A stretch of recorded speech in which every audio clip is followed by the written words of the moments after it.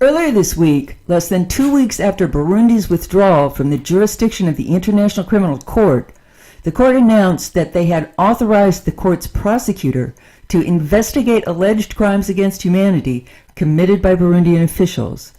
I spoke to International Criminal Defense Attorney John Philpott about the court's latest move. John Philpott, what do you think of the ICC's decision to investigate alleged crimes against humanity by Burundian officials? It's just one more black spot on the history of the ICC. The West invaded and destroyed Libya and tried to charge his son. The West invaded Ivory Coast, Côte d'Ivoire, and arrested the president, his wife, and a minister, who have interminable trials going on actually right now.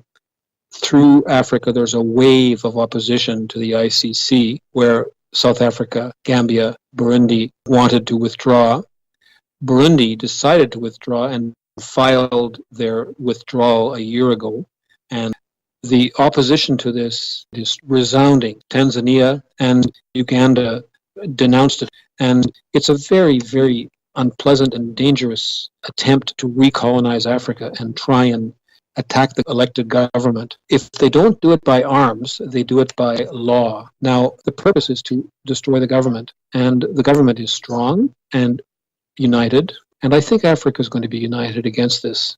There are several African dictators, including Paul Kagame of Rwanda and Yoweri Museveni of Uganda, who have never been indicted by the ICC and most likely never will be because they have been so loyal to their benefactors in the West. But whatever their crimes, you wouldn't recognize the ICC's authority to indict or prosecute either of them, would you? Personally, I would not agree with Kagame being charged. Kagame should be charged by his own country. He should be tried in his own country by a government which will replace him, or by an African criminal court which has yet to be born. Okay, the legal framework of the ICC can seem obscure and complicated to those outside the practice of international law, but its injustice is as stark as slavery or South African apartheid, isn't it? It's a Western court that prosecutes Africans. Yes, it's the same thing in different terms. It's the thinking of the founders of the court, and behind it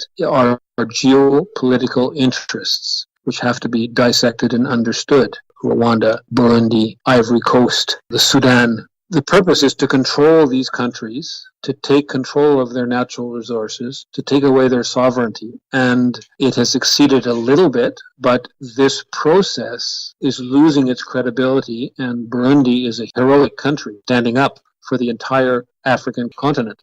And that was John Philpott, international defense attorney and co-author of the anthology Justice Belied, The Unbalanced Scales of International Criminal Justice. In Berkeley, for Pacifica, KPFA and Afrobeat Radio, I'm Ann Garrison.